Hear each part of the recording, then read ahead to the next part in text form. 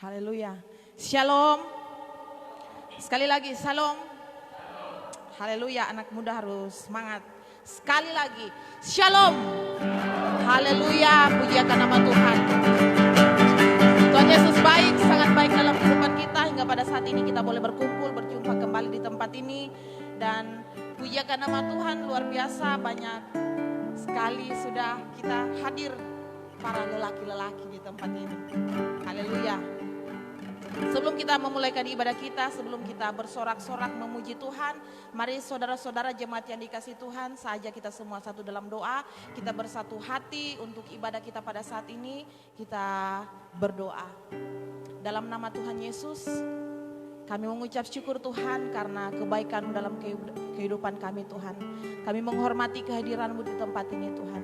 Pada saat ini kami bersatu hati mengambil alih tempat ini, mengambil alih ibadah kami dalam nama Tuhan Yesus. Kami berdoa buat rekan-rekan kami yang dalam perjalanan untuk datang beribadah.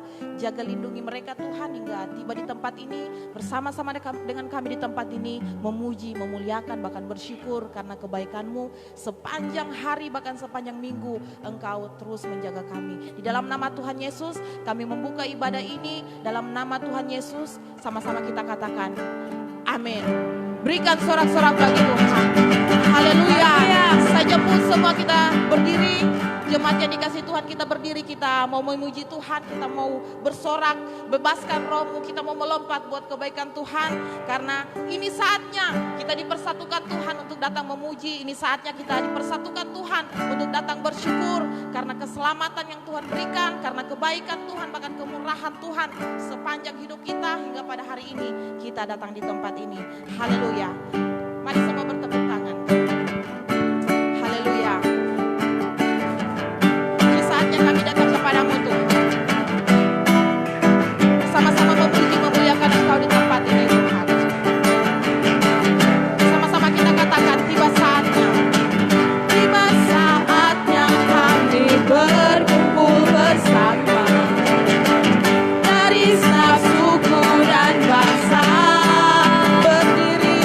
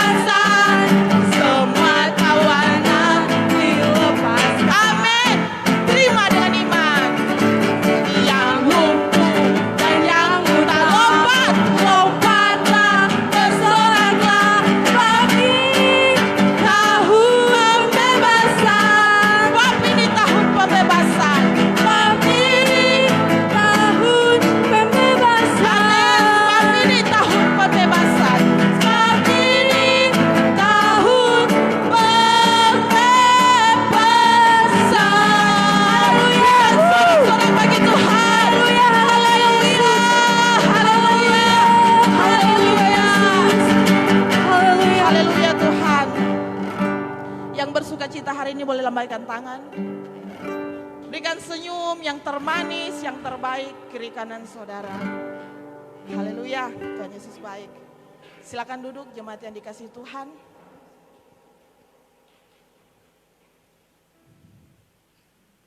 Tiba saatnya kita akan lebih lagi memuji, menyembah Tuhan di tempat ini. Bersama-sama saudara dikasihi Tuhan. Mari buka hatimu. Menyembah Tuhan dalam roh dan kebenaran di tempat ini.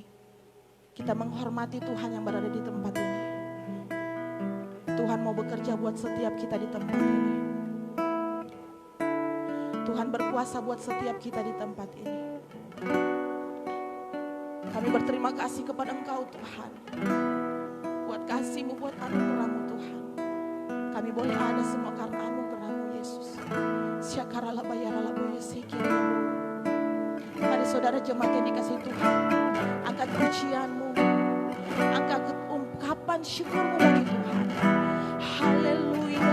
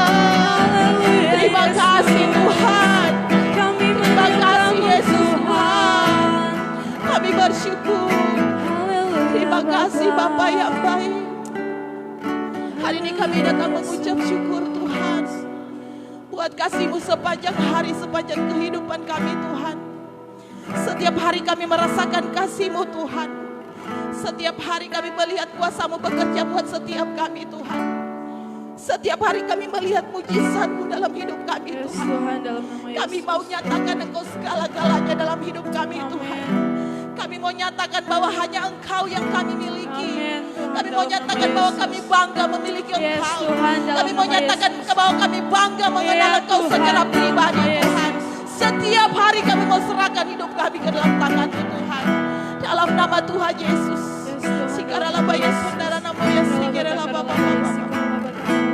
Haleluya Tuhan.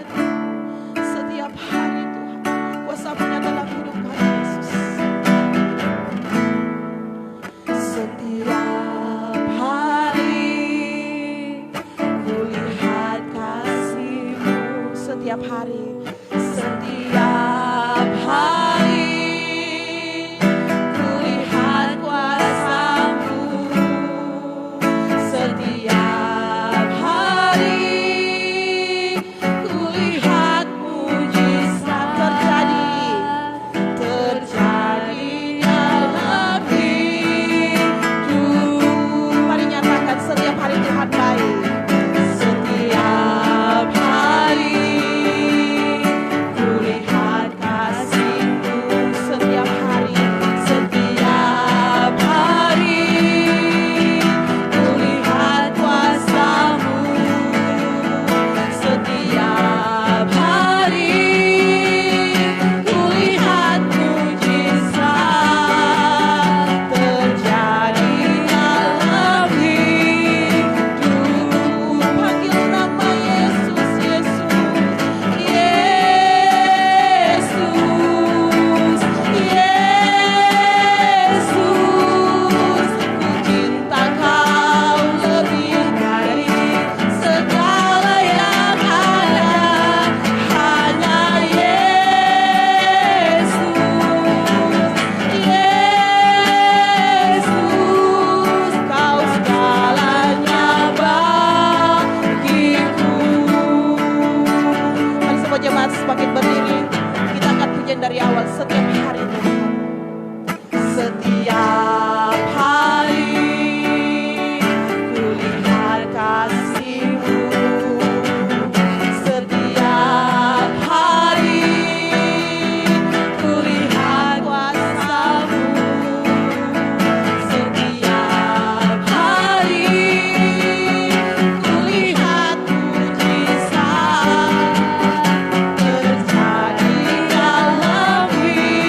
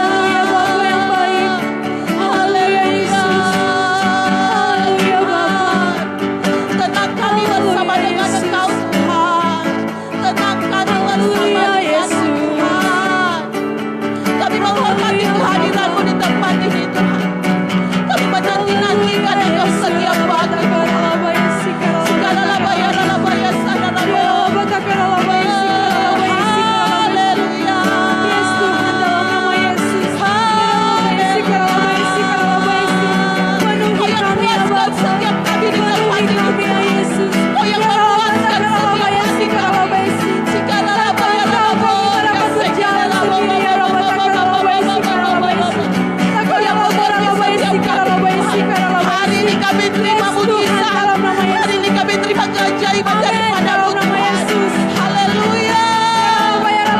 Angkat pujian penyembahanmu bagi Tuhan. Angkat ungkapan syukurmu bagi Tuhan. Hari ini kita boleh bernafas karena Tuhan.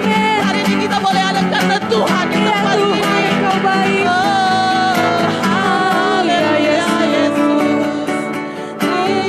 Terima kasih Tuhan. Terima kasih Tuhan. Haleluya. Oh Tuhan.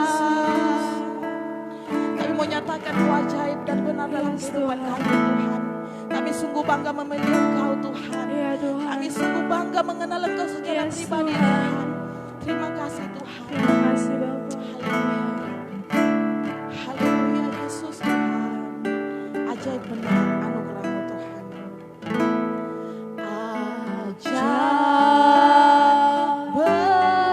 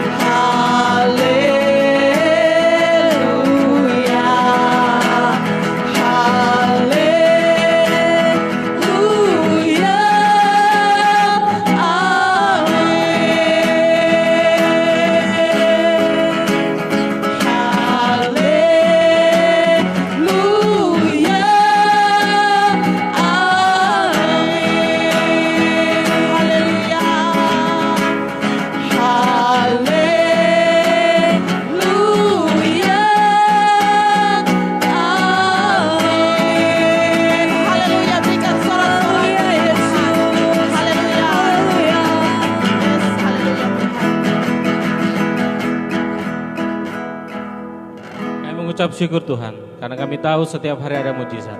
Setiap hari kami melihat perbuatan-Mu yang baik. Setiap hari Engkau melakukan pekerjaan yang besar dalam kehidupan kami. Dan biarlah malam hari ini sekali lagi Engkau nyatakan kebaikan-Mu di dalam setiap kehidupan kami Tuhan. Jemaat-Mu bahkan mereka yang menonton ibadah ini melalui live streaming, Tuhan nyatakan mujizat dan kebaikan-Mu dalam kehidupan mereka. Ubah hati mereka, ubah hati kami, perbaharui kami, layakan kami Tuhan. Berfirman atas kami tahu firman ini bukan menjadi pengetahuan tetapi menjadi kekuatan yang sanggup mengubahkan kehidupan kami Tuhan. Kami percaya biarlah hikmat dan pewahyuan dari Allah turun memenuhimu pada hari ini. Dan firman ini akan mengubah setiap hatimu. Di dalam nama Yesus berfirman atas kami Tuhan. Haleluya, haleluya, amin. Oke, jemaat Tuhan silakan duduk.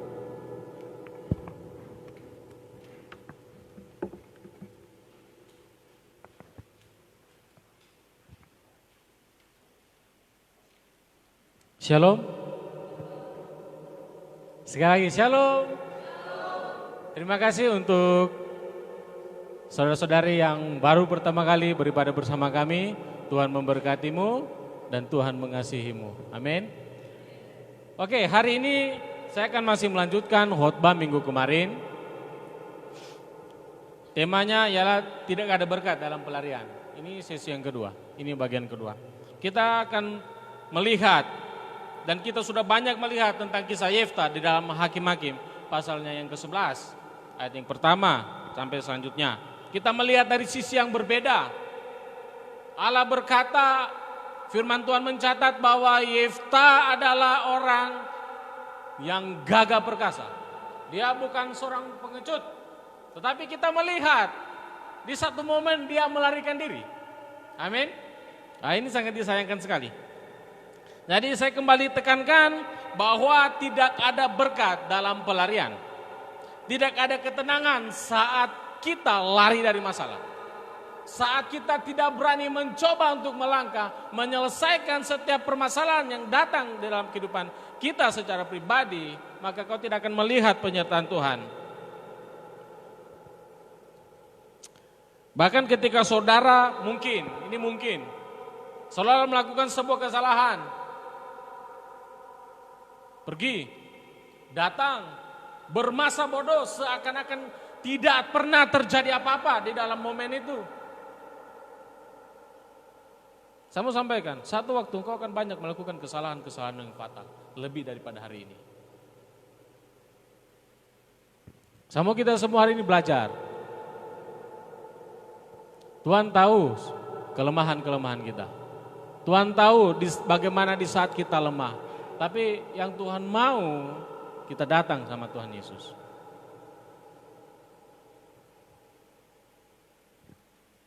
Kita buka dulu Hakim-Hakim pasal yang ke-11. Kita melihat lagi kisah ini.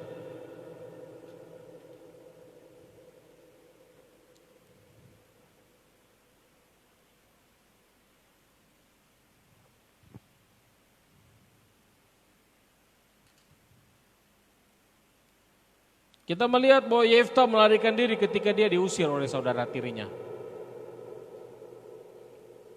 Tapi satu ketika Israel berperang melawan Bani Amon. Dan pada saat itu orang-orang Gilead, bangsa Israel terjepit. Sehingga hanya Yefta lah di antara kaumnya yang dikatakan pahlawan. Jadi para tua-tua bangsa Israel ini pergi ke tempatnya Yefta, dia melarikan diri. Tapi sangat disayangkan ketika tua-tua Israel datang kepada Yefta. Perhatikan di ayat 8, tidak terjadi rekonsiliasi di situ. Tidak terjadi pemulihan antara Yefta dan bangsanya. Apa yang dilakukan tua-tua bangsa Israel? Dia datang, dia langsung sogok Yefta. Dia sogok pakai apa? Kalau kau mau datang, bantu kita berperang, kau akan jadi pemimpin. Kau akan jadi kepala atas kaum bangsa Gilead, kaum Israel. Terutama kaum Gilead, kaumnya Yefta. Coba kita baca dulu di ayatnya yang ke-8. Ayat ke-8. Hakim-Hakim 11 ayatnya ke-8. Perhatikan, saya akan bacakan untuk kita semua. Kemudian berkatalah para tua-tua Gilead kepada Yefta, memang kami datang kembali sekarang kepadamu. Ikutlah kami dan berperanglah melawan Bani Amon. Maka engkau akan menjadi kepala atas kami, atas seluruh penduduk Gilead. Bayangkan loh, Yefta habis diusir. Tapi tiba-tiba yang mengusir dia datang lagi. Ayo tolong kita. Bagaimana perasaanmu? Kamu diusir. Terus ketika orang itu butuh kamu, dia panggil. Ayo tolong. Tapi dia tidak minta maaf. Lihat, para tua-tua bangsa Israel tidak minta maaf di situ. Tidak terjadi pemulihan loh. Makanya di kisah ini, sekalipun di satu sisi Allah menyertai Yefta, ingat Allah tetap menyertai Yefta loh. Tapi Yefta banyak melakukan kesalahan. Mengapa? Karena Yefta tidak mengalami yang namanya pemulihan. Tidak mengalami yang namanya rekonsiliasi. Tidak terjadi pengampunan antara dia dengan bangsanya. Bayangkan loh. Yefta yang sedang mengalami luka akibat diusir oleh dia saudara dan kaumnya. Tiba-tiba orang Israel datang kembali. Ayo ikut. Yefta ini terluka loh. Dan dia diiming-imingkan untuk menjadi seorang pemimpin. Dalam hatinya dia akan berkata, ini waktu yang tepat untuk saya membuktikan kepada kamu semua bahwa saya lebih hebat daripada kamu. Muncul kesombongan. Yefta berkata di ayat yang ke-9. Kata Yefta kepada para tua-tua. Ini Yefta coba meyakinkan lagi sama tua-tua ini, bangsa Israel. Jadi jika kamu membawa aku kembali untuk berperang melawan Bani Amon, dan Tuhan menyerahkan mereka kepadaku, ingat kepadaku bukan kepada bangsa Israel. Jadi ini dia menjadi seorang yang superhero sendirinya, bukan bersama-sama dengan bangsanya. Jadi kalau Bani Amon diserahkan kepadaku, ingat bukan kepada kita. Bukan kita. Kenapa bukan dia tidak berkata kepada kita? Karena dia tidak terjadi pemulihan di situ. Jadi ini seakan-akan pahlawannya Yefta, bukan kepada semua bangsa Israel. Nah, terus dikatakan begini lagi. Tuhan menyerahkan mereka kepadaku, maka akulah yang akan menjadi kepala atas kamu. Wah. Yefta yakinkan lagi, betul ini? Kalau saya menang lawan mereka, kamu menjadi budak saya akan menjadi pemimpin. Kemudian di ayat 10, bangsa tua-tua Israel katakan, Tuhan menjadi saksi. Itu dia. Antara kamu dan saya, antara kita semua, bahwa kamu akan menjadi kepala. Saya mau katakan, orang yang seperti ini, seperti Yefta, sekalipun firman Tuhan katakan bahwa dia adalah pahlawan yang gagah perkasa, tetapi ingat, di satu sisi ada rasa pengecut di situ. Dia tidak selesaikan akibat luka itu. Akhirnya dia lari. Jadi orang-orang yang seperti ini akan cenderung membuktikan kepada semua orang tentang siapa dia, siapa saya. Jadi kalau kita mengalami ketersisihan, kita akan cenderung mau membuktikan kepada semua orang, ini saya loh, ini pekerjaanku loh, ini pelayananku loh, saya hebat. Saya sampaikan ini adalah produk dari luka batin. Ini produk dari itu. Saudara-saudara, Anda tidak perlu mati-matian memberitahukan kepada semua orang siapa dirimu. Tidak perlu.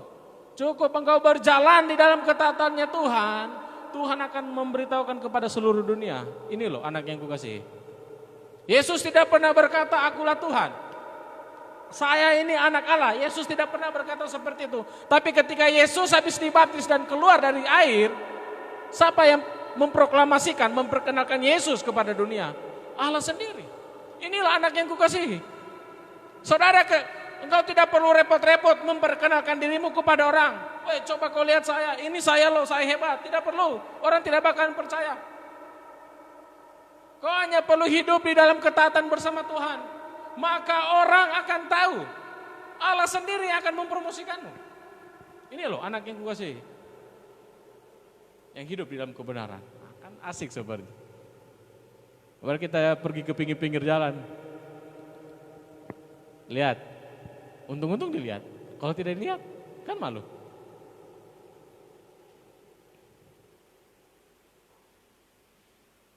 Saudaraku, Tuhan mau memberkatimu. Bukan cuma dirimu, saya juga mau diberkati Tuhan. Kamu rindu diberkati Tuhan? Silakan angkat tanganmu.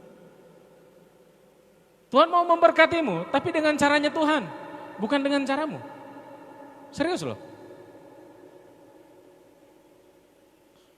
Tuhan punya cara yang terbaik untuk mengubah setiap orang.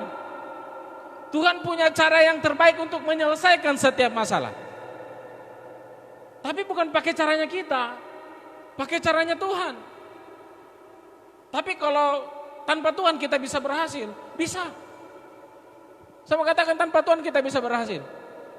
Tapi kita akan banyak mencucurkan air mata di situ. Kita akan banyak mengeluh. Dan apa yang kita kerjakan tidak kekal. Saya mau sampaikan di luar Tuhan, Yohanes 15, di luar Yesus. Yesus berkata, kamu tidak dapat berbuat apa-apa. Tapi apakah tanpa Tuhan kita masih bisa kerja? Masih bisa kerja, kita masih bisa makan. Tapi ingat, ada satu yang hilang dalam hidupmu, damai sejahtera.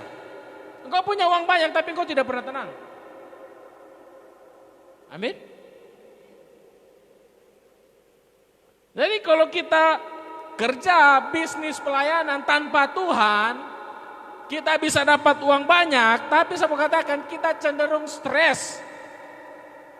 Uang banyak loh di kantong, tapi stres kita. Kita akan banyak melakukan kesalahan-kesalahan yang fatal, kita akan melukai orang lain, dan yang terburuknya kita akan menjadi sombong. Semua karena saya. Kata Yefta, kalau saya menang, saya akan menjadi pemimpin. Saudara, Tuhan, Bapa di sorga itu sangat senang dan sangat senang sekali kalau melihat kita, saya dan saudara itu hidup diberkati Tuhan. Bukan hanya di pelayanan, minggu, bukan. Tapi di dalam pekerjaanmu, di dalam sekolahmu. Tuhan senang melihat anak-anaknya hidup berhasil. Kan ujung-ujungnya Tuhan yang dipermuliakan. Tapi ingat dengan caranya Tuhan, bukan caranya kita. Bapak mana yang mau melihat anaknya gagal? Coba lihat. Yesus kasih sebuah perumpamaan. Bapak mana yang kalau anaknya minta roti dikasih ular? Dikasih kalajengking. Kalau bapakmu yang jahat saja tahu memberikan yang terbaik, apalagi bapakmu yang di surga. Luar biasa loh. Bapak di surga itu tidak mau melihat kalau kita susah. Kita pun kalau kita jadi orang tua, ini semua anak muda. Kalau kita jadi orang tua dan kita punya anak kita minta makan, tidak mungkin kita kasih racun. Kecuali itu bapak gila itu. Atau sudah kemasukan setan, dia akan racun anaknya.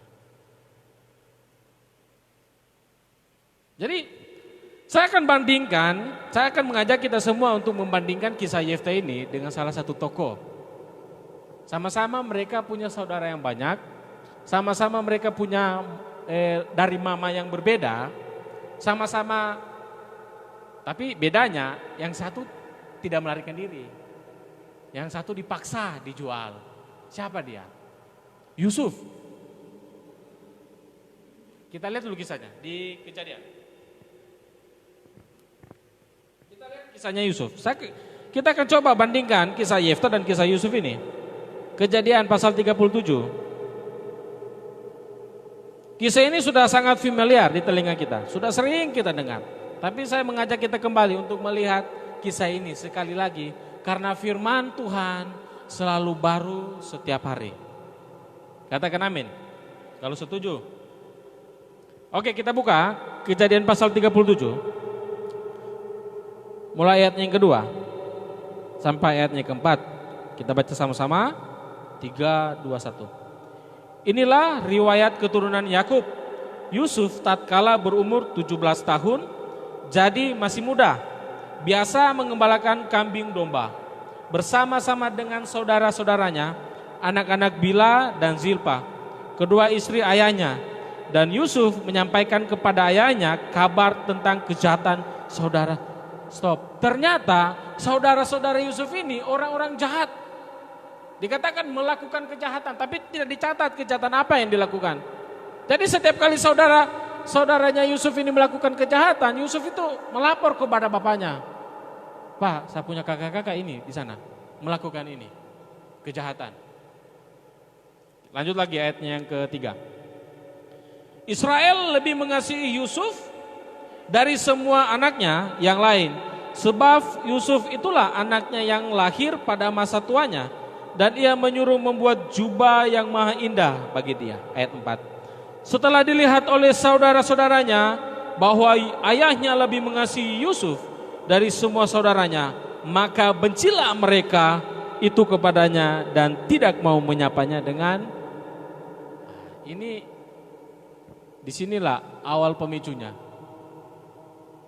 Yusuf dibenci saudara-saudaranya. Kalau kisah Yefta pun dibenci saudara-saudaranya. Mereka sama-sama dibenci. Tapi Yefta diusir. Alkitab hanya mencatat di kitab Hakim-Hakim pasalnya ke-11, Yefta diusir. Tapi yang memutuskan untuk pergi bukan saudaranya tapi Yefta. Kamu, keluar kamu dari rumah ini. Tapi kamu punya pilihan, mau menetap atau tidak. Kamu tidak dipaksa, beda dengan Yusuf. Yusuf dibenci dan Yusuf dipaksa. Dikasih masuk di dalam sumur, kemudian dijual. Mana ada orang dijual itu baik-baik. Sini dek, kakak jual. Kan tidak ada. Jadi ceritanya ini Yusuf ini dipaksa loh. Sekalipun Alkitab tidak mencatat bahwa dia dipaksa. Tapi kalau saya coba renungkan, mana ada orang mau dijual secara baik-baik. Ayo dek, kakak butuh uang.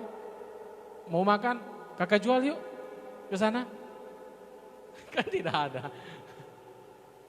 Jadi Yusuf pun dipaksa loh. Tapi kalau Yefta tidak. Yefta yang memilih inisiatif untuk kabur dari rumahnya. Kabur dari bangsanya. Padahal Alkitab mencatat bahwa Yefta itu pahlawan yang gagah perkasa. Mungkin dia bisa tonjok loh saudara-saudaranya. Karena dia tinggi besar dan gagah perkasa. Dia pahlawan. Tapi di satu sisi dia punya sifat pengecut. Nah itu yang tidak boleh dari kita.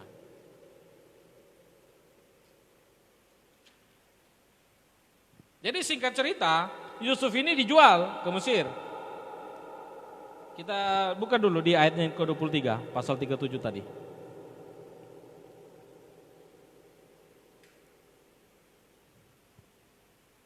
Saya akan bacakan ayat 23 dan 24. Baru saja Yusuf sampai kepada saudara-saudaranya, mereka pun menanggalkan jubah Yusuf, jubah maha indah yang dipakainya itu. Dan mereka membawa dia dan melemparkan dia ke dalam sumur. Sumur itu kosong, tidak berair. Yusuf dilempar ke dalam sumur. Bayangkan, kalau sumur itu ukurannya 8 meter.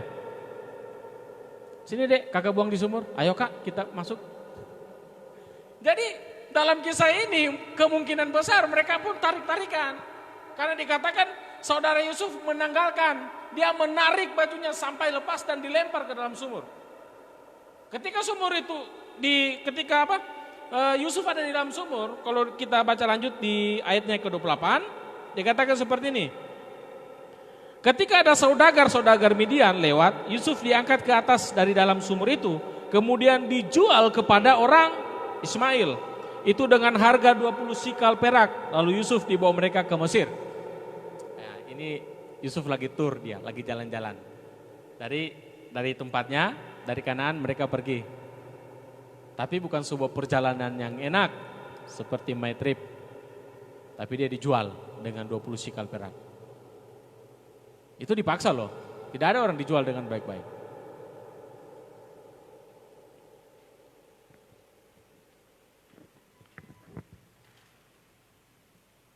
Jadi singkat cerita, ketika Yusuf berangkat ke Mesir, bukan berangkat sendiri, dia dijual. Di pasal 39 dikatakan Yusuf ada di Mesir dan ketika para pedagang-pedagang orang Midian ini sampai ke Mesir, maka tampillah Yusuf. Dipajanglah para budak-budak laki-laki untuk dijual. Untuk menjadi budak, menjadi pembantu. Maka muncul kepala pegawai istana Raja Mesir dan dia melihat Yusuf. Kemudian Yusuf dibeli. Ketika dia dibeli, dia berada di rumah Potifar. Dalam rumah Potifar ini menarik lagi. Di pasal 37. Coba kita buka di ayatnya kedua, pasal 39.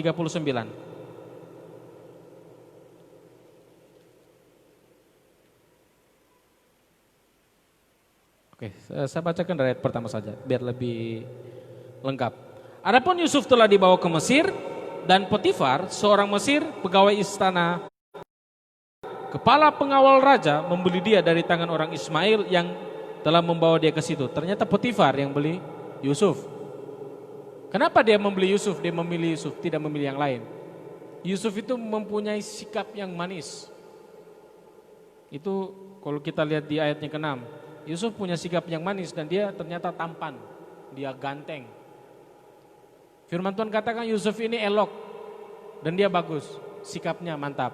Tapi kalau Yefta itu orang yang kekar dan dan dia pahlawan, gagah perkasa. Ayat 2, tetapi Tuhan menyertai Yusuf sehingga ia menjadi seorang yang selalu berhasil dalam pekerjaannya, maka tinggallah ia di rumah tuannya, orang Mesir itu. Luar biasa loh. Yusuf diusir, Yusuf dijual ke Mesir, tetapi ada tangan Tuhan yang menyertai Yusuf, sehingga apa yang dikerjakan Yusuf itu berhasil. Ini luar biasa loh. Orang buangan tapi bisa berhasil. Istilahnya kita pergi merantau, berhasil. Tapi banyak orang yang takut merantau. Lebih senang di rumah. Lebih senang di kampung, di tanah air kita sendiri. Saudara, Yusuf bisa saja melarikan diri. Dia bisa memilih loh untuk kabur dari rumah Potifar. Tetapi dia lebih mengikuti skenario-nya Tuhan. Dia lebih mengikuti alur ceritanya Tuhan. Yusuf tidak mengeluh loh. Alkitab tidak mencatat Yusuf mengeluh. Aduh, kenapa saya ada di Mesir ini? Kenapa saya dijual saudara-saudaraku? Bahkan di rumah Potifar pun, ketika Potifar pergi kerja ke istana, istri Potifar selalu goda-goda Yusuf. Dia selalu merayu Yusuf setiap hari. Yusuf menolak. Jadi ketika Yusuf terus menolak ajakan istri dari tuan ini, tuan Potifar, maka istrinya pun marah. Bukan istrinya Yusuf, istrinya Potifar. Dan dia memfitnah Yusuf. Dan dia mengatakan saya diperkosa. Padahal tidak diperkosa. Dan belum diperkosa. Dan Yusuf menolak, Yusuf tidak mau. Saudaraku, seringkali kita melakukan yang terbaik. Kita sudah melakukan pekerjaan, Yusuf melakukan pekerjaan yang terbaik di situ. Dikatakan bahwa di ayatnya yang ketiga, ketika Allah menyertai Yusuf, Potifar melihat bahwa Tuhan Yusuf, Allahnya Yusuf menyertai dia. Jadi kalau kita disertai Tuhan, orang lain akan melihat kita. Wah, luar biasa, dia disertai Tuhan. Caranya bagaimana? Dari pekerjaan kita berhasil. Dari bagaimana sikap kita menghadapi masalah. Dari bagaimana sikap kita setiap hari orang akan melihat. Orang ini disertai Tuhan. Tapi beda loh. Orang yang berhasil, dia kerja keras, dia kaya. Orang akan tahu. Oh ini, ya dia berhasil karena hasil keringatnya. Bukan karena penyertaan Tuhan. Yusuf melakukan hal yang terbaik di rumahnya Potifar. Mungkin saudara sudah melakukan pekerjaan baik di kantor, tapi saudara disalah mengerti orang, ya kan? Ada saja orang yang pasti tidak suka dengan apa yang kita kerjakan. Seperti ini, ibu Potifar ini. Saudara-saudara harus bersiap-siap. Bersiap-siap untuk apa? Bersiap-siap disalah mengerti orang. Saudara sudah melakukan pekerjaan dengan baik, dengan maksimal, tapi orang tidak hargai. Saudara harus bersiap itu loh. Jadi di dalam kehidupan kita bukan hanya bersiap untuk diberkati Tuhan, tapi kita harus bersiap disalah mengerti itu orang. Dan bersiap untuk difitnah. Saudara tidak melakukan ini, tapi saudara difitnah. Jadi apa respon? Kita belajar dari Yusuf. Yusuf ikuti saja skenario-nya Tuhan. Ketika dia difitnah bahwa dia memperkosa istri Potifar, Dia kemana? Dia dibuang ke penjara. Dan kita tahu ending kisahnya Yusuf. Dari sumur, masuk ke rumah Potifar, masuk ke penjara, dari penjara masuk ke istana. Kalau orang sekarang dari istana negara masuk ke penjara, kan beda. Yusuf dari penjara jadi Perdana Menteri. Manusia sekarang dari Perdana Menteri masuk jadi tahanan. Kenapa? Karena tidak disertai Tuhan. Amin.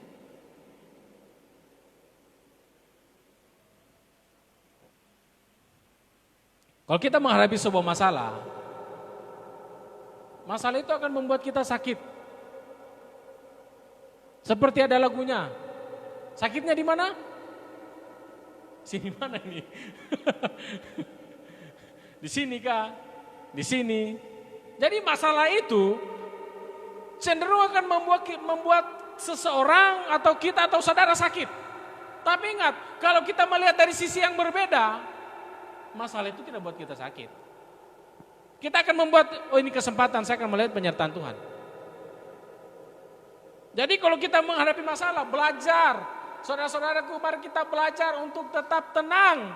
Kita belajar untuk tetap percaya kepada Tuhan dan ikut skenario-nya Tuhan.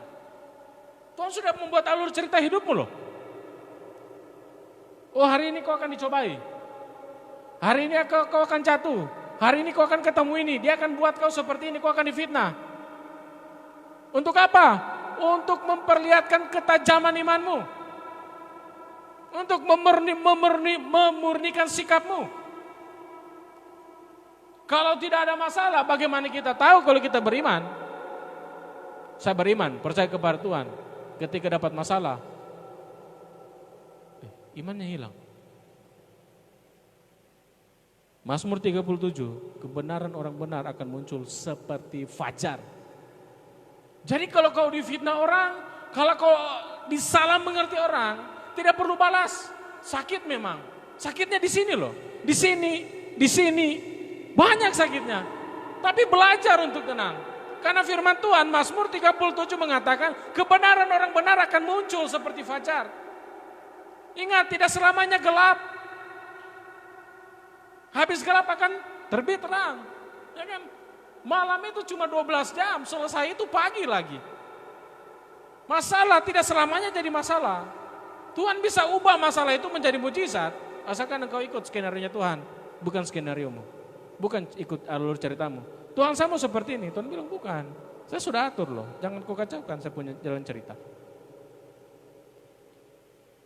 Jadi ketika tantangan masalah pencobaan datang, setiap hari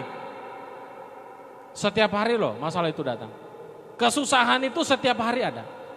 Makanya di dalam kitab Matius Yesus berkata, kesusahan sehari cukuplah. Jadi kalau kau punya kesusahan kemarin, jangan bawa hari ini. Beda. Kalau ditumpuk-tumpuk, nanti bisa pening loh. Sakitnya bukan cuma di sini. Di sini. Akhirnya gundul.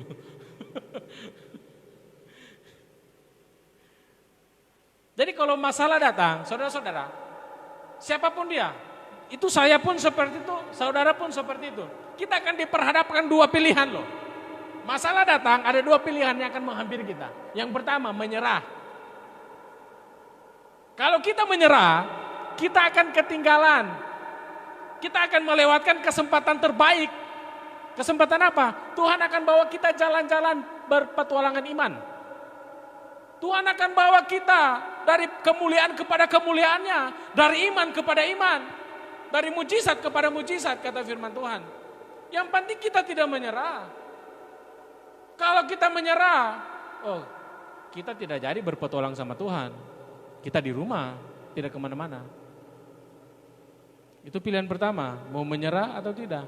Yang kedua, pilihan kedua diperhadapkan kepada kita, maju dan bertarung, lawan masalah itu. Masalah di depanmu harus dihadapi. Saudara, kita ini didesain Tuhan, dipanggil Tuhan, bukan untuk menyerah. Kita sudah dirancang untuk mengalahkan tantangan. Berat memang. Latihlah dirimu. Ibrani 12. Ibrani 12 ayatnya yang ke-11. Coba kita baca dulu. Ibrani 12 ayatnya yang ke-11.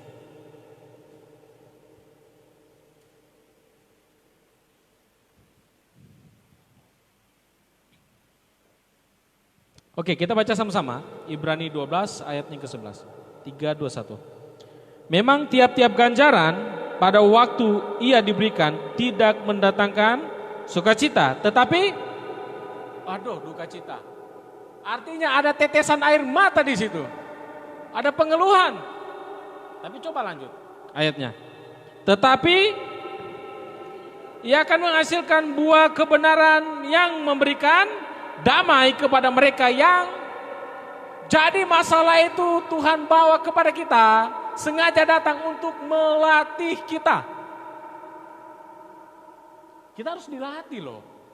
Untuk menjadi seorang petarung yang luar biasa, kita tidak bisa hanya duduk nonton TV, lihat orang bertarung. Kita harus praktek. Ini waktunya bukan untuk teori firman Tuhan. Ini waktunya praktek loh. Sudah bertahun-tahun kita berteori tentang iman, tentang kasih, tentang damai sejahtera. Tapi kita hidup di dalam kekacauan. Waktunya praktek, bukan untuk teori terus. Kapan kita praktek? Setiap hari. Engkau baca firman, hari itu engkau praktek. Baca firman malam, langsung praktek. Untuk apa? Untuk melatih otot kita. Coba lihat orang yang olahraga. Ya kan? Ototnya tidak ada. Tapi sebulan, 2 bulan, 3 bulan, dia latih terus. Muncul kan ototnya. Kita rohani kita pun punya otot. Kita punya otot-otot rohani. Harus kita latih setiap hari. Bagaimana caranya? Bukan lari dari masalah. Hadapi masalah itu. Tapi bukan cari masalah. Saudaraku, tidak ada pujian tanpa adanya ujian. Kalian catat. Kamu tidak akan pernah bisa dipuji Tuhan kalau Tuhan tidak mengujimu dulu. Seperti orang kalau kerja di tambang emas, itu susah itu. Keluar masuk lubang, angkat batu, kalau ada emasnya, kalau tidak masuk lagi. Sudah dapat, belum bisa bersorak-sorai, harus lagi dicuci, harus lagi di ini, harus lagi di itu, sampai keluar emas yang murni. Tuhan tidak bisa memuji dirimu kalau hari ini engkau tidak mau dilatih Tuhan. Kita harus dilatih setiap hari. Kau akan dilatih di tempat kerjamu. Kau akan dilatih di sekolah. Kau akan dilatih di pelayanan. Bagaimana cara melatihnya? Amsal katakan, manusia menajamkan, kau akan digesek tiap hari. Kau akan dimarah tanpa sebab. Kau akan dihianati orang. Tapi begitu caranya, supaya kita bisa murni, supaya kita bisa tajam.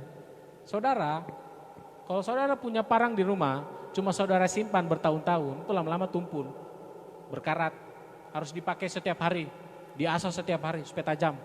Saudara setiap hari harus ketemu dengan orang. Jangan kalian salah artikan firman ini. Aduh, kayak Hendrik bilang, kita harus latih jadi ketemu orang, gesek dia. Bukan seperti itu. Tapi masalah datang, kita hadapi dengan cara kita tenang. Dan pakai caranya Tuhan, bukan pakai caranya kita. Saya yakin loh, semua kita bisa. Sekalipun awalnya sakit, sekalipun awalnya kita tertati-tati, tapi kita bisa melewati itu. Tuhan mengetahui semua keterbatasanmu, bahkan ketidaksanggupanmu saat menghadapi pencobaan. Makanya Yesus berkata di dalam kitab Matius, marilah kepadaku semua yang letih, lesu, berbeban berat. Aku akan memberikan kelegaan kepadamu. Semua bukan satu. Tuhan, ini saya punya rasa lelah, satu Tuhan. Satu saya tanggung. Bukan. Semua. Mau besar, mau kecil, semua kasih Tuhan. Mengapa hari-hari ini saudara sangat lelah, sangat letih? Karena saudara masih saja menganggap diri saudara kuat. Namun sebenarnya saudara tidak kuat. Mengapa beban yang saudara pikul terasa berat? Karena saudara tidak pernah mau datang kepada Tuhan Yesus dan mengizinkan Tuhan untuk mengangkat bebanmu. Yesus katakan, belajarlah kepadaku karena aku lemah lembut. Dan kuk yang ada padaku itu ringan. Tuhan mau kalau kita, ini kuk ini modelnya itu seperti kayu yang dipasang di sapi atau kerbau untuk membajak. Bayangkan loh, kalau kuk itu kan lubangnya 2 untuk anu kerbau, sapi. Kalau sapinya cuma 1, dia akan pincang jalan. Makanya kuk itu modelnya 2. Satu pasang, dan pasangannya kita Tuhan. Pakai kuknya Tuhan, maka bebanmu akan ringan. Engkau akan menari di tengah masalah. Engkau akan tertawa sekalipun dompetmu tidak ada uang.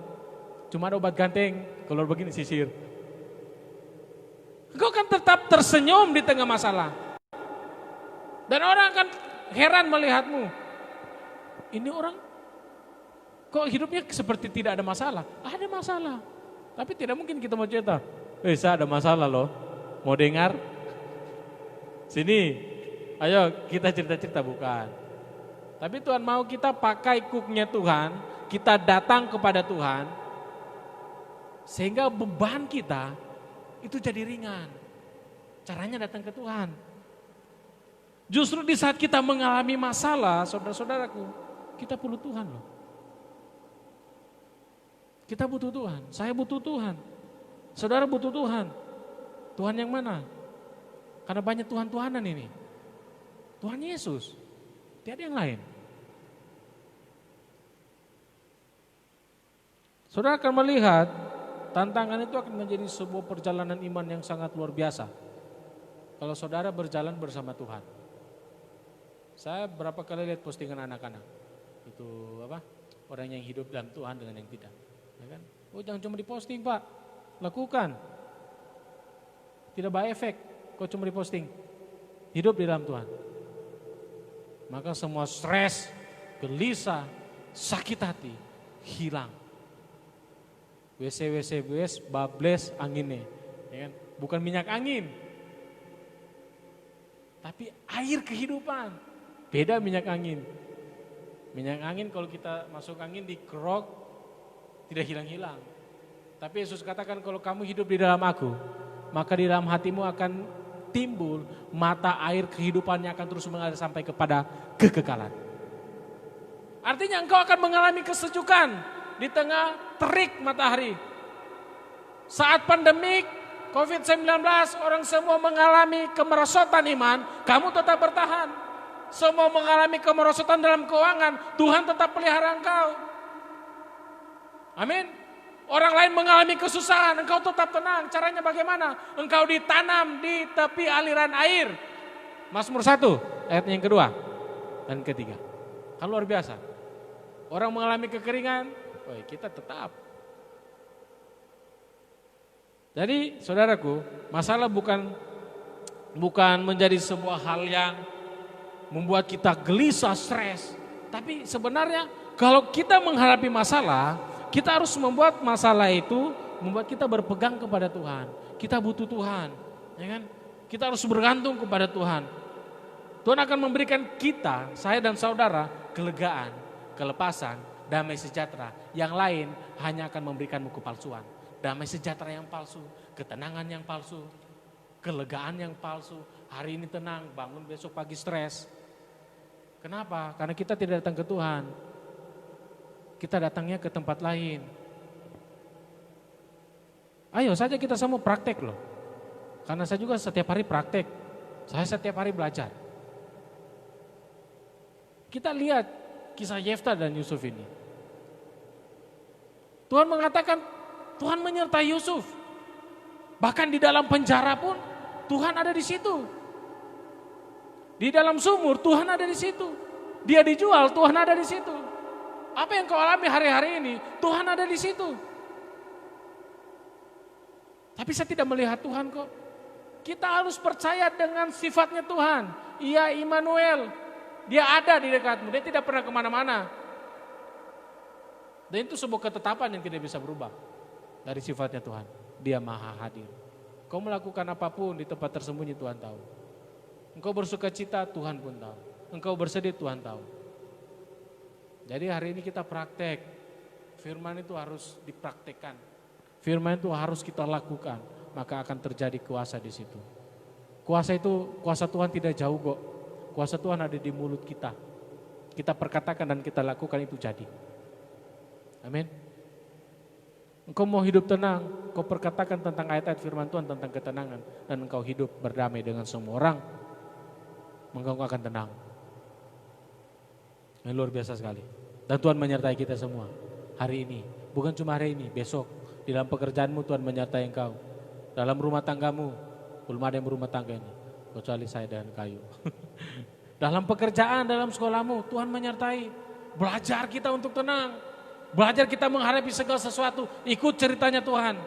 Karena Tuhan sudah desain kita. Hari ini seperti ini, hari ini seperti ini. Hari ini kita harus menang. Dan kita pasti menang. Kalau cook yang dipasang itu, satunya kita kasih Yesus. Ayo Tuhan jalan sama-sama dengan saya. Kita jalan bareng. Kita pasti tenang. Janganlah Tuhan, saya mau sendiri dulu. Tuhan bilang ya wes lah. Goodbye. Ya susah kita tiap hari. Gitu. Saya sampaikan hanya di dalam hadirat Tuhan kita akan mengalami ketenangan. Hanya di dalam hadiratnya Tuhan kau akan temukan iman. Iman itu akan menuntun engkau kepada iman. Iman itu akan menuntun engkau kepada kemujizat. Iman itu akan menuntun engkau kepada kemuliaannya Tuhan. Dan kemuliaan itu setiap hari. Kayak lagu tadi. Setiap hari kulihat kasih-Mu. Setiap hari kita lihat mujizat. Jadi mujizat itu bukan sesuatu yang langka bagi orang Kristen. Sebenarnya kalau kita hidup di dalam Tuhan, mujizat itu setiap hari. Setiap waktu. Mau bukti, kita masih bernafas itu mujizat loh. Orang di rumah sakit bayar oksigen. Kita sampai Tatigo pun kita masih gratis. Kita keluar di sini. Orang di rumah sakit bayar, itu mujizat loh, ya kan? Kita, panas matahari, kita bisa nikmati hujan, ya kan? Dikasih hujan mengeluh, dikasih panas mengeluh, kamu mau apa? Gitu.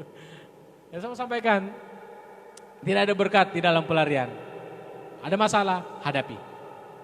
Di dalam Tuhan engkau menang, bersama Tuhan engkau akan menjadi pahlawan, ini luar biasa. Dan engkau akan melihat, wah, mujizat Tuhan setiap hari. Ayo kita semua bangkit berdiri, saya akan berdoa untuk saudara.